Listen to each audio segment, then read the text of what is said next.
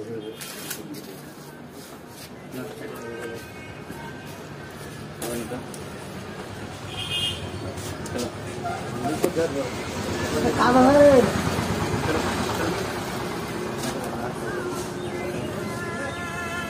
আছে এগুলোতে?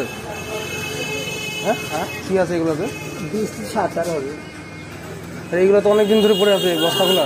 টাকা হয়নি এখনো। হ্যাঁ টাকা হয়নি এখন। টাকা হয়নি মানে 4 লাখ টাকা হবে।